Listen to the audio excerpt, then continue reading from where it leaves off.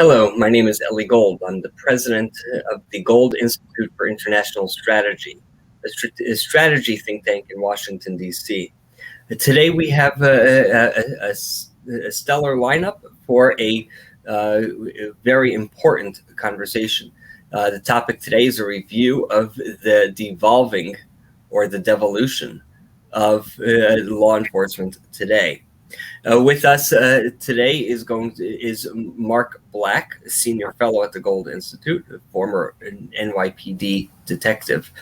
Martin Johnson, also a senior fellow at the Institute, who was a detective at Howard County Police Department, and now, along with his colleague our colleague Larry Cunningham, who is also with us, they train local law enforcement on counterterrorism. This is across the country.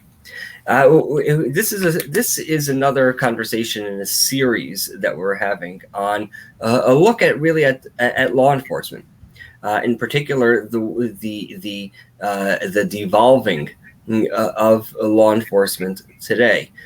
Since I'm going to say the past year and a half. Maybe 2 years. Mark, Martin, or Larry may say even longer. We have been taking away authority from law enforcement. We have been handcuffing their capabilities and their abilities to do their job. In recent times, in particular, and most notably, since some of the law enforcement involved deaths, whether it's George Floyd or anyone else, there has been a call for defunding the police. Now, what's interesting is it appears as though recently, in the past month or so, there has actually been a shift in law enforcement and leadership within law enforcement, looking to bring back support for the police officer. And let's play some remarks from the DC chief of police. You cannot coddle violent criminals. You cannot. You cannot treat violent criminals who are out here making communities unsafe for you, for your loved ones, for me, for my loved ones. They might not want a job. They might not. They might not need services. What they may require is to be off of our streets because they're making it unsafe for us. So this is something that we haven't really heard about lately. And it's cause for a conversation. Maybe we should, is something shifting? Are we moving back? Even with the shift, we see we see on one hand, on the local level, the chief of police may make a statement, but on the federal level, we'll see, as we'll talk about later, legislation proposed to make matters even worse. So let's bring in Marc Black. Let's and see what Marc's thoughts are on what he sees now. Marc, thanks for joining us. Thank you, Ellie. What are your thoughts? What are your thoughts? You just watched the DC chief of police make his comments about not taking crime seriously or not taking the offender seriously. What am I missing? Is this headed down the right path? Does it not go far enough? What are your thoughts? It's very interesting now that we see upper management in these police departments starting to come out and speak directly to the press and voice their frustration of what's happening within policing and within the penal law system of our judicial system. We've had police commissioners before talk out. We had James Craig of Detroit, who has been very vocal on this. and also Carmen Best, who was the Seattle police commissioner who resigned her post. But this is very, very interesting. We're starting to see this because violence right now, the criminal element right now, is really taking advantage of our streets. And basically, they're making our police officers unsafe who patrol our neighborhoods, and they're making the community unsafe. And now I think enough is enough. These police commissioners, these upper executives in management within the police departments are starting to see a lot of pressure internally, low morale. They're also starting to see a lot of experience leave the departments. So that means there's manpower issues now. What's going to happen? And is it really with these policies? These are really moronic policies that are being set forth with policing. It's making the streets more volatile. And remember, we have to look at what crime is. It's illegal, and we need police officers to enforce the laws that are on the books to the best of their abilities, so we can bring the criminals to justice, and so that these cases can be adjudicated correctly within the criminal court system. Thank you, Mark. I mean, you make some very good points. Let me bring in Martin here and ask Martin for his thoughts on this, because I have a whole host of questions that I have to ask, that I have to come back to you on. But Martin, thank you again. Thank you for joining us. Martin, you're a senior fellow at the Gold Institute, somebody who you and I have been talking about law enforcement issues for probably about 10 years now. So you and I have been working on this for some time. What are your thoughts? Is this a new thing? And does this police chief go far enough? Well, I think the DC police chief, to his credit, is making public statements that make sense. That kind of, if you listen to him, it brings us back to a bit of sensibility. Jailing criminals. This shouldn't be a really tough proposition here. Yes, yesterday, within the last 36 hours, the Pentagon police officer George Gonzalez was killed, knifed, stabbed to death by a guy named Austin Lanz, Lanz, 27-year-old guy. 3 months ago, the guy who killed the cop, 3 months ago, he was arrested for burglary and criminal trespass. The same day, he was charged with 6 additional charges from a totally different case, 2 attacks on police, terrorist threats, rioting, and two other criminal charges. That's 3 months ago. What is this guy doing out? Has he been to trial yet? Was he acquitted of those things? Absolutely not. But he just killed a cop. He just killed another human being. He was out. And so the chief is frustrated. As you can tell, I'm frustrated. Everybody should be frustrated. We are frustrated with these truly foolish, at best foolish, moves to make sure the criminals stay out on the streets unless they're convicted. Then when they're convicted, maybe they get a sentence, maybe they don't.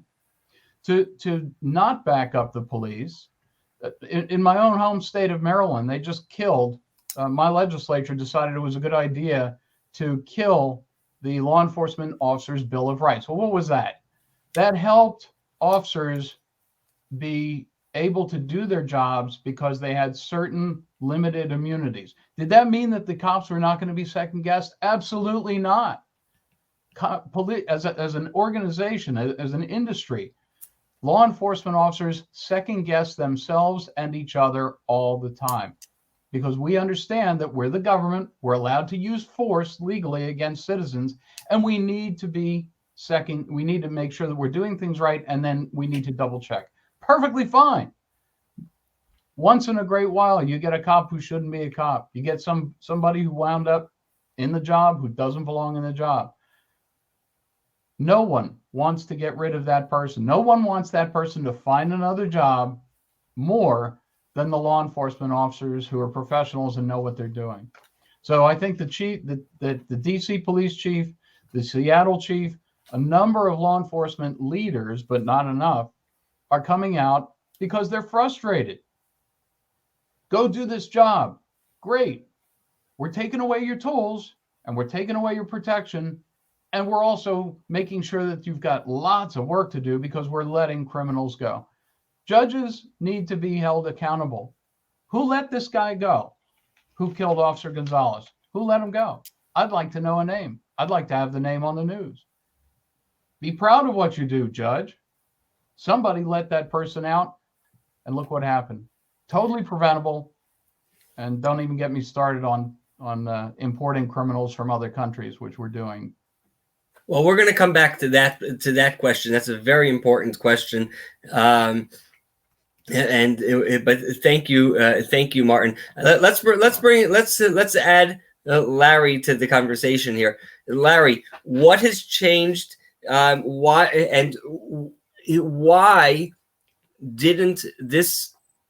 haven't police chiefs across the country said anything until now? What now has changed? Well, I think to look at this in full context, you have to do just that. You have to look at things in context. And unfortunately, it's been a collection of a perfect storm for horrible circumstances for law and order.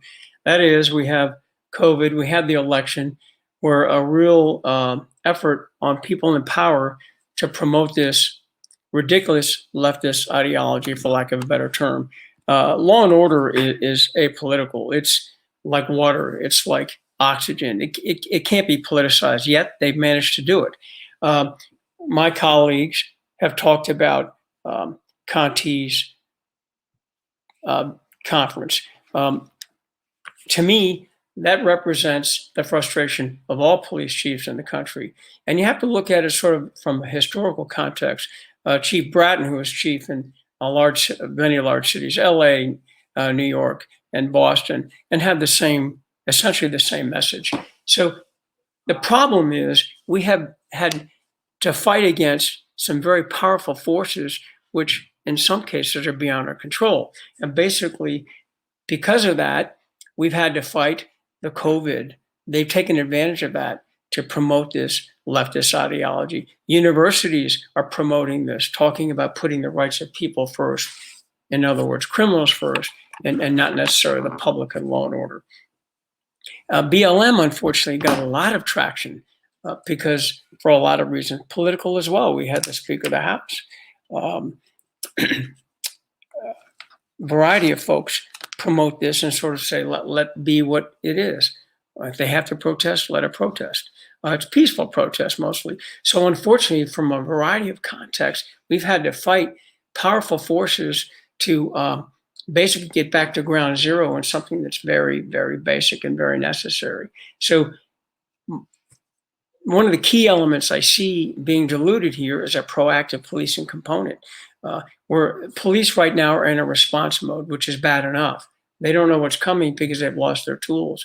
Secondly, when they do respond to something, it's usually after the fact, and then they're fighting a judicial system, a political system, and candidly, a national system which kowtows to some ridiculous ideology that they want to protect people. Yet they're not protecting people. They're protecting criminals that cause problems to people. So in summary, my biggest frustration is we have to get to the leaders of the country and explain to them things in context, give them a history lesson, because many of the young folks that are making these pronouncements and coming up with these laws and bills, for example, the No Money Bill Act of 2021, which gets rid of bail. These ideas are being promoted by folks that have no sense of history, no education. So I would offer that we have a serious problem. We need to address it at its leadership core to explain to them that they're going down the wrong road.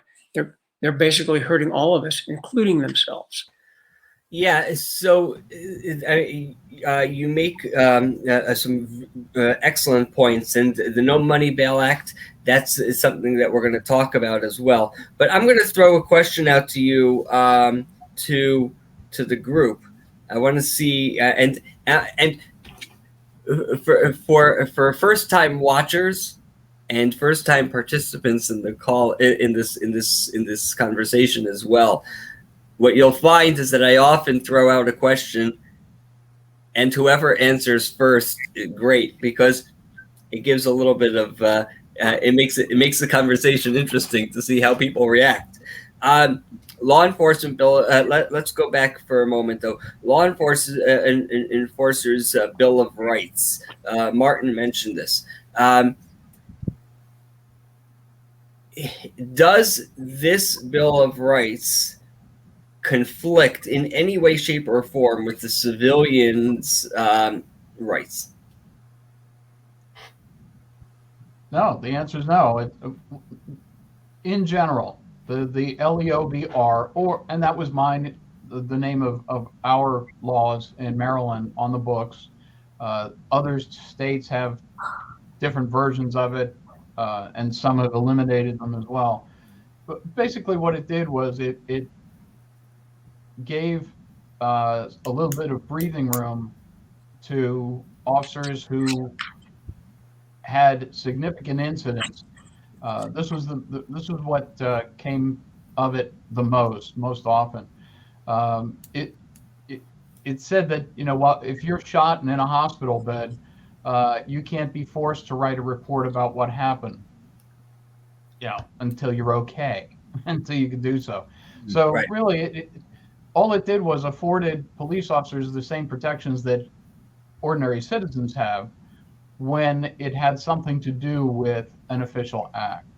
So, but now, in Maryland, we've now substituted that with commissions made up to second guess police officers or law enforcement officers, in addition to their own sheriff's offices or whatever, police departments or whatever the enforcement is. And those commissions are comprised of people who have never been cops, ever, aren't police. So it was designed to have people who've never done the job second guess the job, Right. with limited or no That's a really good point. So Yeah. let me add one more to the mix. And by the way, these are questions that we may know the answer to, but it's important for people to understand it. We've discussed this in previous conversations, but again, it's important to rediscuss it. Qualified immunity. Marc, when in conversations that I've had with people, you think of qualified immunity, you think of law enforcement Bill of Rights.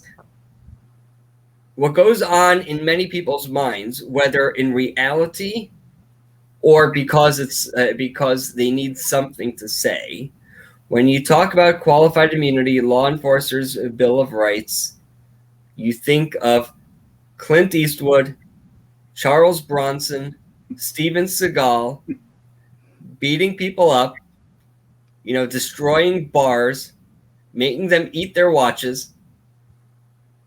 Why is that not the case? No.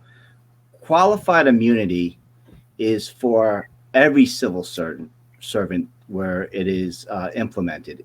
In a lot of places, they have taken away, such as in New York City, qualified immunity for law enforcement, police officers, and also in some states. But this is where the public has to realize that if you, as law enforcement, go out of your way and you absolutely did something wrong, qualified immunity is not going to protect you. That's what they have to understand.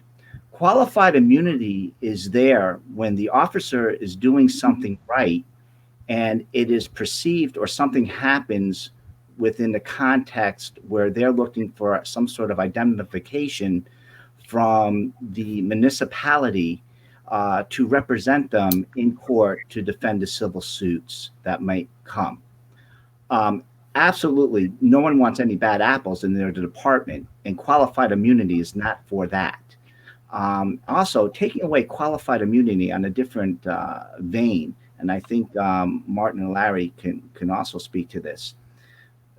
Policing in general is very stressful. There's a lot of anxiety. You get a call, you're running out there, you're doing an investigation, it's time to do a warrant. Things aren't always in an area where in other words, law enforcement, a lot of times we have to make decisions on our feet at the time to the best of our ability with the environment that we're operating in. And what happens is as Martin very well put it, qualified immunity also gives that little bit of buffer. You don't want to reduce the proactive policing and the officers or the detectives or other people in law enforcement always thinking in the back of their mind, what if? We already are doing that in the policing and law enforcement community. So it's something there for protections to on a more of the civil remedies, where the local municipality through their corporation councils or their legal teams of the municipalities will look at the individual law enforcement professional and take the case on for civil. And I think that, like I said, there's a large misrepresentation out there in the United States that feel that qualified immunity protects the bad apple. No, that's not what it is at all. And also something very interesting is qualified immunity is for civil servants. So if you're starting to take it away from law enforcement, who next on the civil servants platter is going to be? They have their qualified immunity taken away. Teachers, judges, prosecutors, sanitation, fire. Where is it going to stop? It's a very slippery slope. And it also makes for good politics as well to take it away from law enforcement. Right. So that is a great point that many people, I think, don't really understand. And that is that qualified immunity applies to civil servants across the board. Imagine in a school district where there are metal detectors needed. It's a type of school where metal detectors are needed at the front door, and you take away qualified immunity from the teacher. Does that teacher now have the ability or the confidence in his or her ability of protecting his or herself or their class from a student who is acting up? And the answer is, well, if a police officer doesn't have the confidence, certainly a teacher wouldn't have the confidence. So that is an excellent point. But it brings up another, really quickly, Sure. very significant aspect here.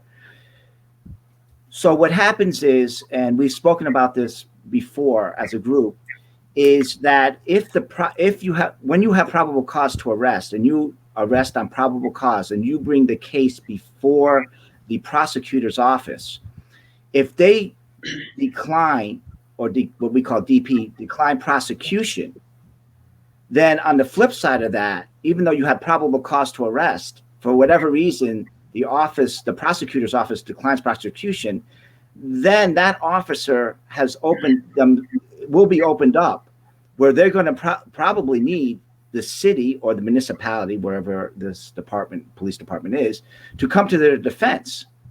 Now, in the long run, that promotes, if there isn't any qualified immunity, and the municipality, wherever it's executive county office, mayor's office, whatever, is not backing, and also higher executive management within the police department, is not backing up the police officer on the street, you then in turn are going to start to have, which we are seeing now, a lot of inactive policing and not proactive policing. Yes. Excellent point. Moving on. No money bail. We see in California, in areas, in San Francisco in particular, in that area where we don't prosecute for shoplifting under, I believe it's $900. So you can steal up to $900 without prosecution. It's just not worth our time. These people need the Gucci bags in order to live. So says Alexandria Ocasio-Cortez. a New York representative in the House in a House in Washington. But it goes even a step further. There's a bill introduced in Congress. It's called the No Money Bail Act of 2021. Larry, you mentioned it before.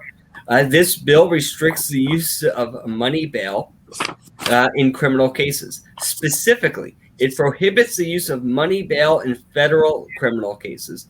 Additionally, it makes a state that uses a money bail system ineligible for funds under the Edward Byrne Memorial Justice Assistance Grant Program. Larry, what say you? Well, I look at this, and this is just one more nail in the coffin that prevents police doing what they've been sworn to do across the board, and that is protect communities. This is just one more example. We talked about qualified immunity. We talked about no bail right now. We've talked about a variety of things where, frankly, many of the protesters are not prosecuted. Different rules for different groups, all in the name of an ideology. So, candidly, this is just one more thing. Death by 1,000 cuts, as the terrorists would say, but it's hurting us in this case. Each one of these things I see eroding our ability, law enforcement, to protect the public. Height of ironies, frankly, and I look at what they purported to do in this past year and a half, meaning these, and frankly, for lack of a better term, this leftist ideology to quote unquote help people. Who are they helping? I don't really understand it. They've given BLM wings, but wings to hurt everybody. So the irony to me is the legislation, all these things we've been talking about, have actually done more harm to people than have helped people. And I'm struck by the fact that this seems to be lost on so much of the populace. Frankly, many people support this, but you're shooting yourself in the foot. I mean, you're subject to the laws of physics too. There'll be a day when you need to have a police officer or an EMT respond to you. And if you've defunded the effort, and if you've taken the will and the morale away, and also the key tools, i.e. being able to prosecute, get warrants, and successfully prosecute as a deterrent, you've hurt yourself and everyone else in the process. So this is the part that frankly drives me crazy. And I think that we need to scale back here, put the brakes on, explain this to everyone in power. They understand what the ramifications are. It's a very short-lived window. They're not looking at the big picture. And this is hurting all of us.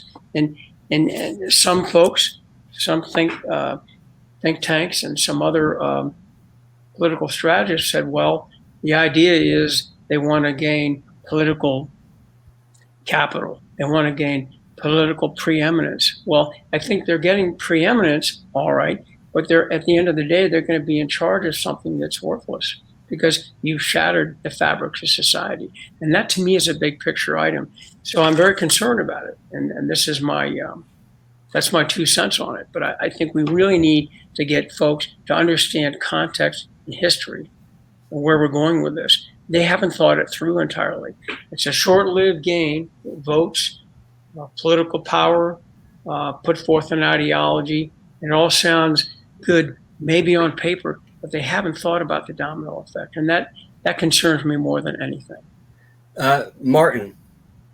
Yeah. This piece of legislation that Larry was just talking about, essentially what happens is you commit a crime, you go to the DMV, you register, you get fingerprinted, you get your picture taken, and you get called back at some point in time for a trial date, court date. Why should a U.S. citizen who commits a crime have any tougher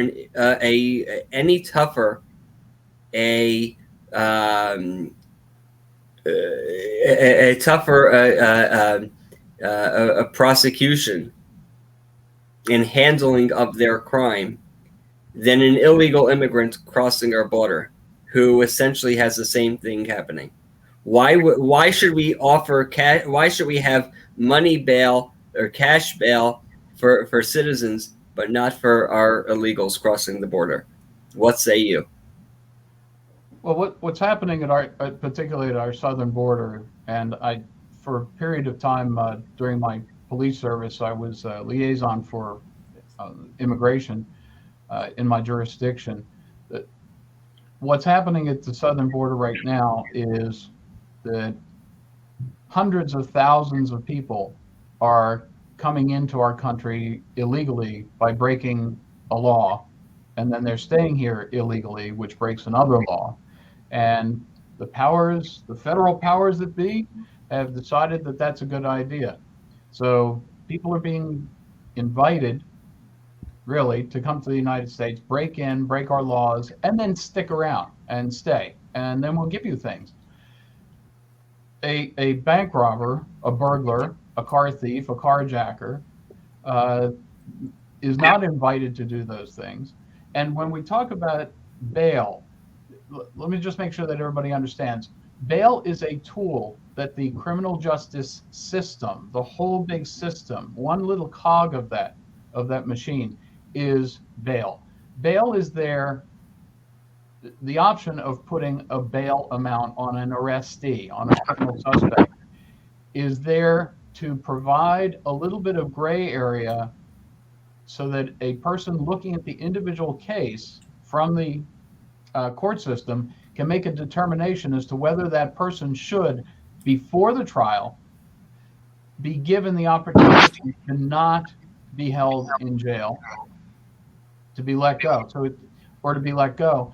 And that bail, which is money, is a way for people who are in that gray area to sometimes be let go, or we make a bail that's high enough that they're not going to be able to get out. So what this bill, when I read it, it seems to kill the gray area. It's either black or white. You're either let go or you're going to jail until your trial date. So there's very little wiggle room left for people who are actually reading the reports and seeing what allegedly happened to make that decision. Now, if we're going to go with that, and ostensibly what I read into it is the idea is that people with less money can't put up the bail as well as people who have more money.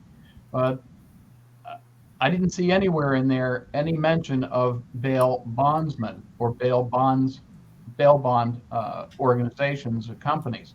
So let's just pretend I got arrested and I've got a $10,000 bail on me. Unless I put up $10,000, I'm going to jail until my bail is second guessed, because everything gets second guessed later. So I don't have $10,000 on me. So I call my wife and I say, hey, I just got arrested again. I'm on a $10,000 bond. Call Mr. Joe, the bail bondsman. And my wife, we pay that bail bondsman to put up that $10,000 for me. And usually it costs about 10%. So if I can lay my hands on $1,000, I give that to the bail bondsman. I don't get it back when I'm done. That's his payment. He puts up the $10,000. And then if I don't show up for court, having been released on that bond, then he owes it. I owe it contractually to him. So this is an important part of the system. So if we're going to do just you're either in or you're out, period, no wiggle room, I know it's not going to happen, but I hope the decision is made in the favor of public safety to hold more people, to keep more people in pretrial detention. That's the idea. Pretrial detention is determined by a number of factors by the person who decides on yes bail, no bail, go to jail, get let go on your promise to appear in court. Whoever makes that decision has to take into account certain things. Number one is likelihood of the crime to be continued or of additional criminal activity to be done by this person. Number two, threat to the public. How bad was it? If I shot up a kindergarten, but I've got a really clean record, and I've never not shown up for court. Right. You know, that's another factor. And the third factor is likelihood to appear. How likely is that person to appear in court? So all of this goes into the bond picture. And likelihood, just briefly, likelihood to appear. Does the person have ties to the community? Does the person have family in the area? Has the person failed to appear for court before, or on a traffic ticket, or anything? So all of these things, I know I'm making a big deal of this, but every bit of this has to be considered. I didn't see it all considered in the bill, but every bit of this has to be considered. The police, final point, the police are asked by society, police officers are asked by society to trap the rats. We don't want rats around us. Rats attack, rats carry disease. They're the rats among us. Criminals are the rats among us. So if you give the police officer the job of trapping the rat, and the officer traps the rat, brings the rat into the system, and then the system lets the rat go. It just opens that trap right back. Why should I bother? Exactly. And final point. I just 3 weeks ago, I talked with a police supervisor in a department in the United States who told me, I've got 8 people under my span of control. I have told them to do nothing other than work their calls and stop a crime that they see with their eyes immediately. Work your calls. If you see something, if you can't ignore it, do something about it. Other than that, we're out of qualified immunity. The world is against us, or at least a tiny part of really loud people are. I'm not putting my guys in, I'm telling my guys, don't put yourself in a position where you can get arrested, second guessed to death until something bad happens to you, and don't put your families in that position. So excellent point. I want to do something that I've never done before. We're going to try it. We'll see how well you guys work together. I'm going to mention one piece of potential bill that's taking place in New York. I'm going to take myself off the screen. I would like for the three of you to take about between 2 and 3 minutes to discuss this and anything else that the three of you have mentioned during this part. When I come back on the screen, we're going to move on to another aspect of law enforcement. New York Post reported yesterday that there's a Nassau County bill, that's in Long Island, New York, that proposes it would allow cops to sue protesters who seriously annoy them. Marc, our NYPD senior fellow, law enforcement fellow at the Gold Institute, why don't you take the lead on this? And then we'll I'm going to come back in about 3 minutes after I hear and I listen intently to your conversation. Well, this is something that basically it's to harm, harass, or seriously annoy. I like to know the definition of seriously annoy during the protest. So this is something now that I think I'd like to see. It's great to have on the books. It's great out there. How diligently and how aggressively will this be enforced during these times of protest? Particularly, we already go out there during a protest that's volatile.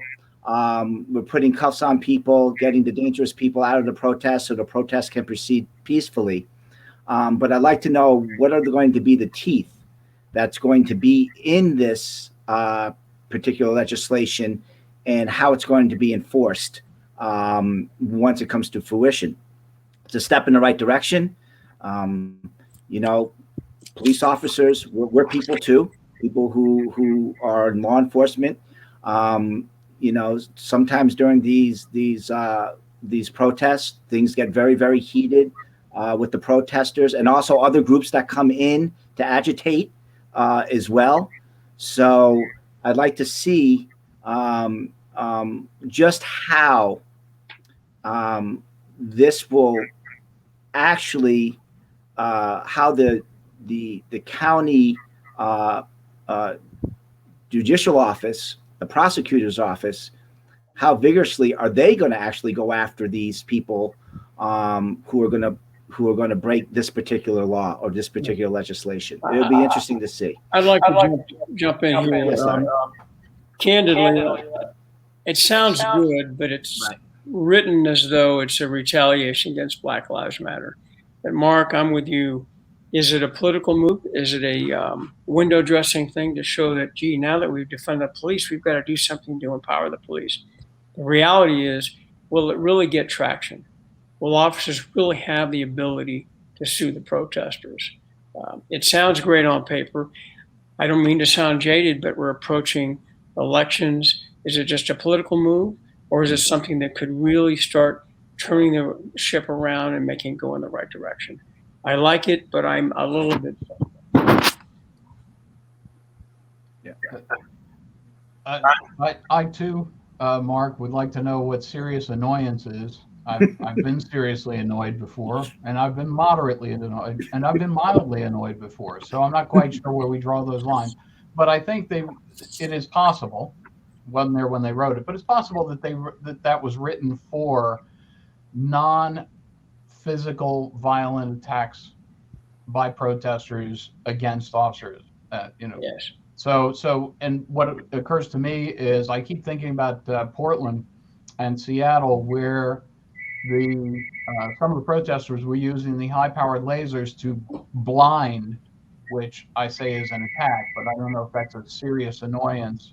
But they were using lasers to shine them into the officer's eyes, which can blind you. That's why they have those warnings on there. So I echo what both of you say. I don't know enough about what the intent was. I would like to hear what the discussions were beforehand, before it was put forth or passed. We should, law enforcement officers should, when people do bad things against us, be able to not just arrest, but to sue. And look at this. If people nowadays are saying, well, you know what, I'm going to get let go no matter what, but I might get sued, that might change behavior a little bit. Right. Yes. There's something I want to go back to, which you both responded to, this no bail on the federal end. I want to take into, I think what's interesting here, talk a little bit about the reality, how this could be opened up a Pandora's box. When I was with the NYPD, I did child exploitation cases, investigated child rape and child pornography cases. And a lot of these cases went over the border. So in other words, they might start in New York City, New York State, but then they went over to another state, and what we call spider cases, where they built a web. I'm just very curious about what the mindset was of this individual who put this piece of trying to put this piece of legislation together. Because here's the thing. As we all know, we need the bail to keep the bad guy off the streets. If I have a case such as I did in the past, and it goes over to another state, and this state is very aggressive in prosecuting sexual predators of children, and they set a high bail because it could be a person who's repetitive, or hey, another, as Martin mentioned, going to be dangerous back into society. But now this federal, since it went over the border, now we're looking at possibly federal investigators getting involved, and they're coming in now, and they're saying, well, according to federal guidelines, there's no bail. So now you're almost at the point where we want local law enforcement to cooperate with federal law enforcement. Now we're going to get into a thing where it could end up even being more territorial, because what you have now is, well, as we all say, policing is local. This criminal is in my backyard, is in my local community. We want the bail. We need to keep them off the street. And now you have this coming in. Well, now we're federal. So it opens up a Pandora's box. There's a lot of questions here, not just with the penal law system in the federal courts and in the state courts and county courts, but now we have to look at it from the investigative perspective. Sharing cases. Who's going to be the lead now? It could be who's going to be the lead based on bail. That's a good point. And some of these, and you know, I know I did, you know, they say I worked in the cesspool of humanity dealing with these sort of cases, with child exploitation cases, but you can take financial crimes as well. That goes across borders as well, state lines. So now there's a dynamic there that could put tension within the law enforcement community, where something might be federal, and the federal law enforcement might say, you know what, you have better bail. You're more aggressive on your bail in your courts. Now it's state. Where maybe now the local law enforcement says, you know what, I don't have the assets here. You know, you have to take it on the federal level. This opens up a Pandora's box all around. I agree. This has been great. I mean, these are important conversations. You know, one of the things that and I'm paying attention to the clock here. One of the things that we have, as a group, have been working on diligently is anti-Semitism, the rise of anti-Semitism and what law enforcement can do. In the past, as we've seen all too often, like with other crimes, law enforcement is often there to clean up the mess rather than to proactively deal with certain crimes. Now, in particular, as we're looking at the political landscape and so on, in certain areas, the rise of anti-Semitism globally is something that has not been seen in the West in almost 100 years, maybe 75 years. It hasn't been seen for quite some time. Certainly in the U.S., I think that the rise of anti-Semitism that we see now is unprecedented. So this is something that the Gold Institute really has taken a great interest in. The Gold Institute's law enforcement team has taken an even greater interest in coming up with practical solutions. Recently, there was a video also in New York, but this is not, Mark, I promise this is not Gang Up on New York Day, but it just so happens that this came out of New York. I'm going to play a part of the clip.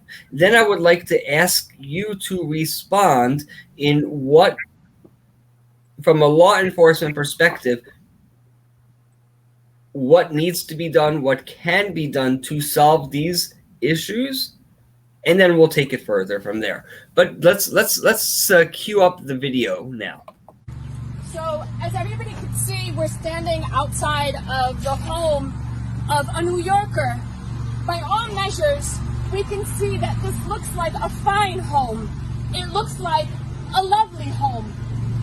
So we must question what is wrong in New York that somebody would leave this perfectly fine, actually well-maintained, middle-class home in New York to go and invade Palestinian homes, to go and engage in the genocide and ethnic cleansing of Palestinians thousands of miles away. What is happening in New York is not an anomaly. What is happening in New York is being allowed to happen because our communities in the West, in the US, in Canada, and in Europe especially, have been normalizing the right of Europeans to travel to Palestine, to commit war crimes and crimes against humanity with wholesale impunity. And worse over, while we normalize this ethnic cleansing, while we normalize these crimes and these criminals like Yaakov Fauci in our communities. So We see that this is taking place in a protest in front of a private citizen's home. This we see this happening on the streets of New York, on the streets of Florida, of California, and elsewhere. We see attacks on houses of worship, attacks on Hasidic people walking down the streets, attacks on Jews across the board. This is not as quote unquote peaceful a protest as we just saw, but it goes from this, runs the gamut to desecrating synagogues, to beating people because they're Jews on the streets, and so on. What, from a law enforcement perspective, what's your take on it? Martin, let's start with you. But I don't have. She seems to be full of hyperbole. I don't know exactly what she's talking about. So I don't have whatever context she seems to be operating in. It would appear that that she is upset about a family moving from New York to Israel. They're leaving New York and moving to Israel. Okay. That disturbs her, and apparently she is unable to sleep at night because somebody happens to be moving to Israel. Now it's interesting because the cell phone that took this probably wouldn't be working if it wasn't for Israeli technology. But that's a side point. But I guess the point that I'm getting at with my question and showing this video is this is relatively peaceful, but anti-Semitism that we see on the streets today, anti-Semitism that you as a former police officer would have had to respond to, runs the gamut from a homeowner calling that there are these people outside protesting and I'm concerned about my safety, to getting shoved to the ground or worse as you're walking down the street. And the question becomes, the rise in anti-Semitism today, how does law enforcement have to engage and pay attention to these matters? I think that that law enforcement can be called to some of these things. You know, law enforcement could perhaps, with that video that we saw, maybe nobody calls the cops, which is fine because, as you pointed out, it's relatively peaceful. And in fact, if they're not blocking traffic, if they're not breaking windows, they're not doing something that actually breaks the law, they're on a public sidewalk, and I'll jump into the minutiae for a moment, but as long as in some jurisdictions it's not after 11 o'clock at night in a residential neighborhood where you've got noise ordinances and things like that, if they're not breaking the law, good for them. If they're inciting to riot, then that's different. That's a different story. If they're encouraging attack, that's a different story. So, in law enforcement for a case like that, if I were to get the call like that, I would go by, take a look, see if they're doing anything that's against the law. Just introduce myself, say I'm here, to make sure that everybody's peaceful, and that's the end of it. You don't take sides, and as long as there are no laws being broken, you leave it alone. And just very briefly, I had experience with that as a new officer when there was I think his name was Berrigan. Was there a Philip Berrigan who was a protester who actually came to my jurisdiction, and they were blocking a road in front of the Johns Hopkins Applied Physics Lab. And, I just made sure that they didn't block the road. And he apparently had been arrested many times, been on television. He said, "Do you know who I am?" I said, "I have no idea who you are.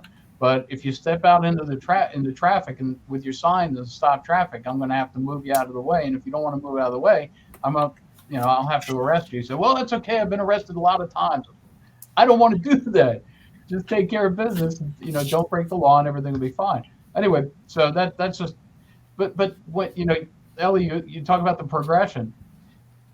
If they do more than that, if there are cases like the subway, we had the woman attacked on the subway, and that woman was screaming Right. at everybody, and she was actually committing a crime. Well, at least I think in New York, it's a crime to scream at the top of your lungs and threaten people, and they just kind of let her go and didn't wind up arresting her. So when the laws are made to keep us, all of us, civil, and Right. to allow us to swing our fists right up until the point where it goes too close to somebody's nose. So anyway, law enforcement has to be careful with this stuff.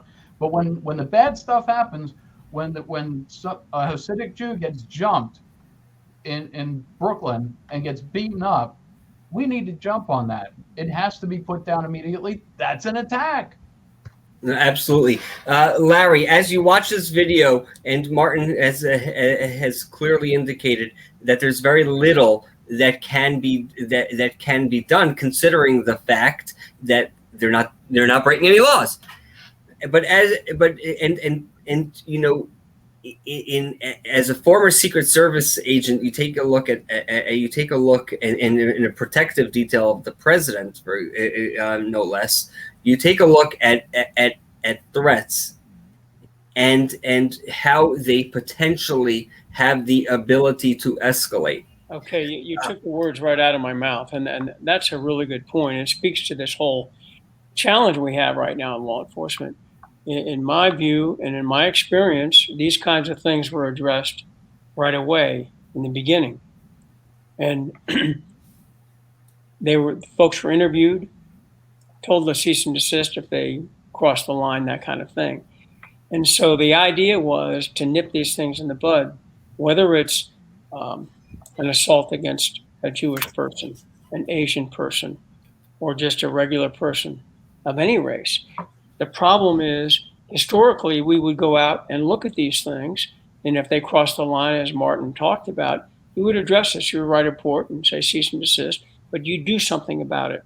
The problem is now, with all the provisions, proposed legislation, defunding the police, and case in point, with the dissolution of the detective proactive force in New York, we've lost that ability. So therefore, we're showing up after the fact, and not very effectively, because we haven't been able to say, hey, this is unacceptable. So when police are called, and these, like that demonstration we just showed, when they tend to escalate, when they're not nipped in the bud, someone gets an idea to do something more, you don't have a history of it, you're responding to something that got way out of control because there was no deterrent factor. And that brings me to the point. The provisions we're talking about, the way policing is conducted because of a lack of resources, the lack of prosecutorial will on the side of the prosecutors, frankly, the lack of resources altogether, and the fact that the BLM and other movements have really gotten the voice. What we're in a situation of is we don't have the ability to deter these in the very beginning. They're allowed to escalate with basically no checks and balances. It's kind of like being in school, you know, when we were kids, we'd test the teachers and see what we'd get away with.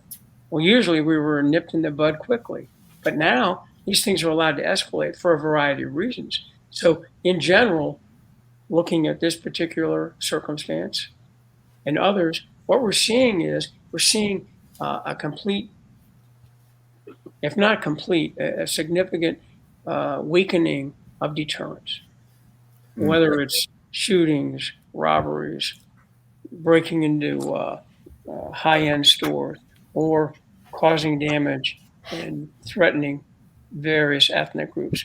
There's no real deterrent factor because we haven't been able to address it, nip it in the bud in the very beginning. So I think this is just one more example of the challenges we're all facing in terms of how to get ahead of this now and get back to normal law and order and normal deterrence. It's just a human factor.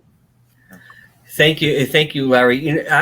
So And I thank you all for joining us today, for joining me. This is a very important discussion.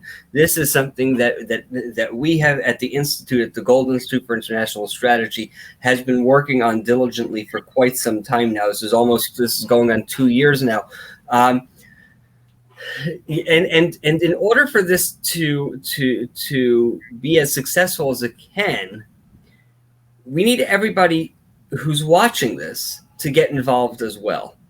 Of course, is supporting the institute by visiting our website, the Gold Institute website, goldiis.org. That is important. Sign up, become a member, join in the fight. But that being said, it's important for people who are not involved on the policy level, who are not part of the institute, or may be, to really understand what they can do. What can you do in order to bring law enforcement back to where it once was, and even further to where it could be, all within the legal parameters, that without taking away any of our rights. Marc, can you give us I'm going to say a list. I don't know how long that list is, but a list of what it is that we, each of us, outside the institute as well as inside, need to know and need to support on behalf of law enforcement. Well, the first thing is we have to get back to that criminal activity. Bottom line, it's illegal. That's the starting point. After that, we have to put in some sound penal law, judicial reforms, like bringing back bail to certain court systems, where now the court becomes responsible, accountable, and has the flexibility for bail. The other thing is we need to support, and the citizens need to support their police departments. And that's very, very important right there. So that messaging has to get out. Internally within the police departments across the United States, senior management within these police departments has to start supporting that officer, that detective, that law enforcement professional. They need to know that they have their backs.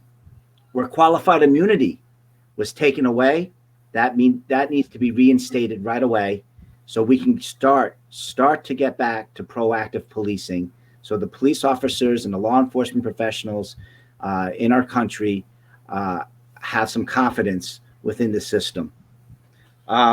We also have to have better working conditions.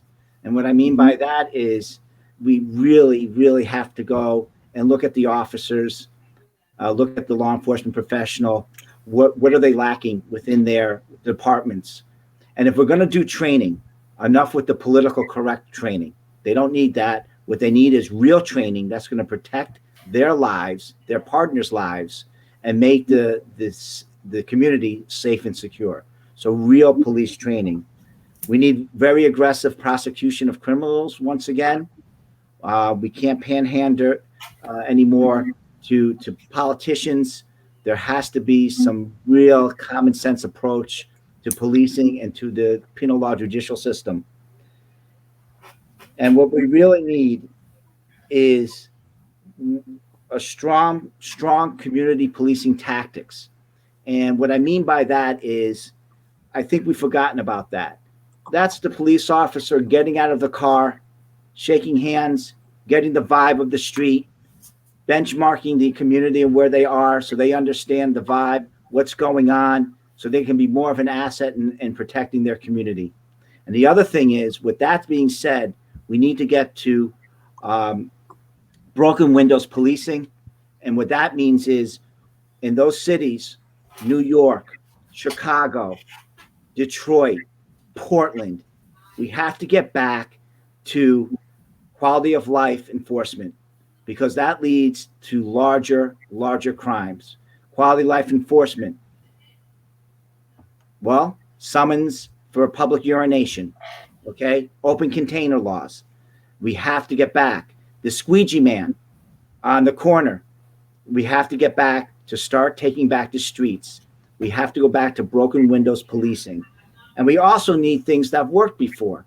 Stop, question, frisk. I know there was a lot of controversy about that, but we need to bring back things like that so the bad guys know that the streets will be patrolled aggressively by our police force.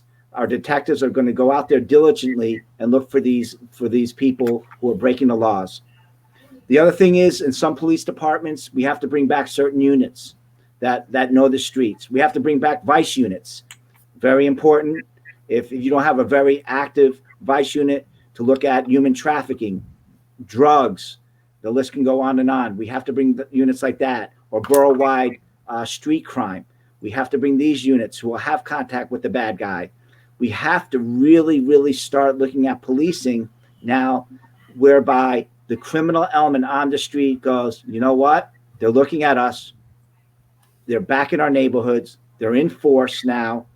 And the toleration for my activity as a criminal is not going to be tolerated anymore. And I think once we get back to that, we can start seeing our communities grow. Also, for the politicians love this, but if you have a flourishing community that's safe and secure, that means, what do you have? A consistent tax base. And what we're starting to see is, if you don't have a safe and secure community, businesses and people will leave that community, thereby you're going to lose your tax base. So I think those are just a few things. I'm sure my distinguished colleagues can mention a lot more. I'm sure people who are watching this can also draw up their own list, but it really comes down to common sense. And it comes down to the voter to vote in elected officials who will make common sense policy. Mark, thank you very much for that. We have an area to that exact point. We have an area on our website called Ask the Expert. And I encourage anyone who has ideas to bring back law enforcement, to post that, to send comments to our fellows who are here today, who you met today, and additional thoughts. It's very important for us as an institute to hear what you have to say, and bring that into our thought process. I want to, Larry, I'll give you the last 30 seconds. Okay, what I'd like to do is just emphasize and try to look at everything we've said and look at one point. This is our country. We need to take it back. It belongs to the public. And candidly, to take on and expound upon a little bit about what Mark said, we have a number of folks in the country where we have about 323 million, 325 million folks in the United States. For the most part, they're very smart. They care about the country. They care about themselves, their families, their communities, and their lives. And candidly, we need to create a conduit between that populace and our lawmakers, our public safety folks. We're all on the same team ultimately. And really, if we looked at it from an apolitical perspective and realized that we all have the same goal, life, liberty, and pursuit of happiness, this would be so much easier. So I would passionately encourage you to get to know the police, as Mark alluded to and Martin alluded to. They're our friends. They're people. They are some of the most important elements of a society. Look at this historically. And any politicians are looking at this, please look at this from a long-term historical perspective, not a snapshot in a sort of a election cycle. Look at this as a long-term thing. Civilizations were built, the good Solomons were built with law and order, respect for one another, and a team approach. So I would offer that we need to get together and understand each other's mission and work together. No one of us is as smart as all of us. And there's so much to this, as we've alluded to. But please, let's get together and let's look at the common good. And I think we'll be more successful in changing some of these provisions and saving and changing some of this really ill-informed, obtuse ideology that's going to get us nowhere. Larry, I could not have said it any better. The only thing I'm going to add to that is a plea to anyone watching this video and listening to your remarks. That's yours and Marc's and Martin's remarks. To please get involved in the work that you are doing at the Institute, because you need people. We need the people across this country, 325 million people, minus the few bad actors, to get involved, to support this initiative, to help, whether it's financially or intellectually. If you have thoughts, it's important to hear it. Get involved. You can do that at the Gold Institute's website, goldiis.org. You can do that by submitting your thoughts at Ask the Expert, or if you would rather, you can go to the donate page and support this program as well, because it's important. It cannot be done without your support. With that, Larry, I thank you for joining us. Martin, this has been great. You, as I said at the onset, you and I have been working on these matters for upwards of 10 years, maybe longer, and we've come a long way. But there's a long way to go. Marc, I mean, your list and ideas that people have to understand is a start, and a good start. And I know that we're going to hear more from you on these matters as well. And I really, really appreciate your joining us as well today. So with that, thank you all, and we'll be in touch. Take care. Thank you. Thank you, Ellie.